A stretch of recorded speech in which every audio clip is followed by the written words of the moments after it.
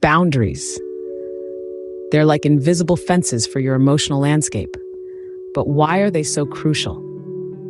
Imagine living in a world where your personal space, your time, your energy, and even your emotions are constantly intruded upon. Not a very pleasant thought, is it? That's exactly why boundaries are so important. They safeguard your personal realm and ensure you have control over your own life. Our first inspirational quote of the day says, "The only people who get upset about you setting boundaries are the ones who benefited from you having none." This profound quote sheds light on the essence of boundaries. If someone gets upset when you set boundaries, it's likely because they've been taking advantage of your lack of them. Boundaries are not just about saying no to others, but about saying yes to yourself. As Paulo Coelho wisely points out, when you say yes to others, make sure you are not saying no to yourself. This is where the wisdom of setting boundaries comes into play. It's about understanding your own needs, respecting your own time, and protecting your own emotional health. Boundaries give us the freedom to love ourselves first before extending that love to others. They help us recognize our worth and teach others how to treat us. By setting clear boundaries, we communicate what we will accept and what we won't. This act of self-love and self-respect sends a strong message to others about our self-worth. The power of boundaries lies in their ability to create a healthy balance in our lives. They allow us to take control of our actions and emotions rather than being controlled by them. They provide us with the space to grow, to learn, and to improve ourselves. So if you find yourself constantly feeling drained, overwhelmed, or taken advantage of, it might be time to reassess your boundaries. Are they strong enough? Are they clear enough? Are they being respected? Remember, setting boundaries doesn't make you selfish. It makes you self-aware, and that's the first step towards self-improvement. Now, you might be wondering, how do I start setting boundaries? Well, let's dive into that. Setting boundaries begins with actionable goals. These are practical, doable steps that you can take to establish and enforce your limits.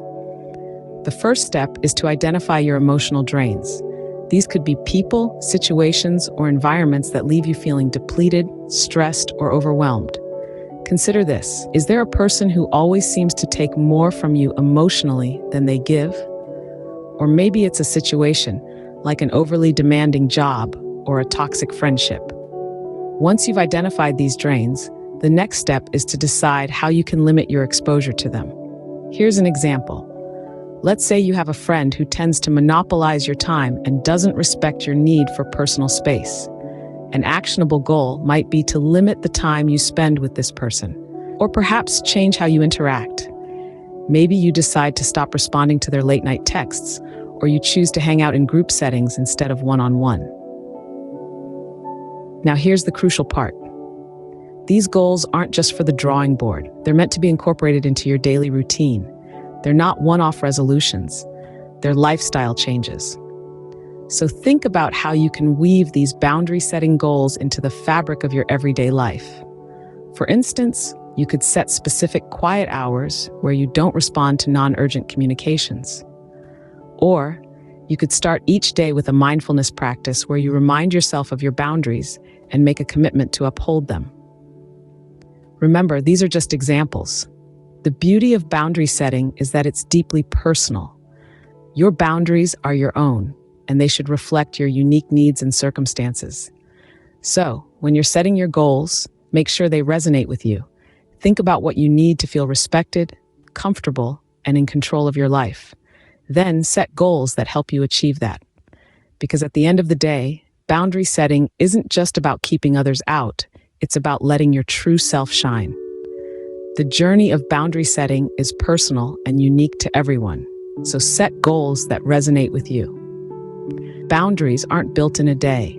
It's a journey of self-improvement and self-discovery. This journey is like climbing a mountain. It's challenging, requires effort, and isn't always straightforward. But as you climb, the view gets better, the air gets cooler, and you feel like you have accomplished a huge amount. Establishing limits is a similar climb. It's a practice that takes a lot of self-compassion, persistence, and patience. But once you master it, You can see the potential progress that can be made. You start to realize your own worth, understand your needs better, and learn how to advocate for yourself. This newfound self-awareness be transformative, leading you to a life of greater fulfillment, balance, and peace. Sharing your journey with others can be a powerful tool in this process. It allows you to gain perspective, receive support, and learn from the experiences of others. It's like having fellow climbers on your mountain. They can offer a helping hand, share their wisdom, or simply be there to share the view. Maintaining a journal can also be a valuable ally this journey. It provides a space for you to reflect on your experiences, track your progress, and acknowledge your victories, however big or small. It's a tangible reminder of your growth and resilience, to your commitment to self-improvement. In this journey, it's important to remember that you have the right to set your own boundaries. You have the right to protect your energy, to prioritize your needs, to say no. As Paulo Coelho wisely said, when you say yes to others, make sure you are not saying no to yourself. Your journey towards setting boundaries is a journey towards self-respect, self-love, and ultimately happiness. It's a journey of becoming more in tune with yourself, of understanding your worth, and of creating a life that honors your well-being. In this journey, remember the words of Paulo Coelho. When you say yes to others, make sure you are not saying no to yourself. And with that, we wrap up our discussion on wisdom and setting boundaries for happiness. Thanks for watching. Don't forget to subscribe to our channel for updates on our latest videos.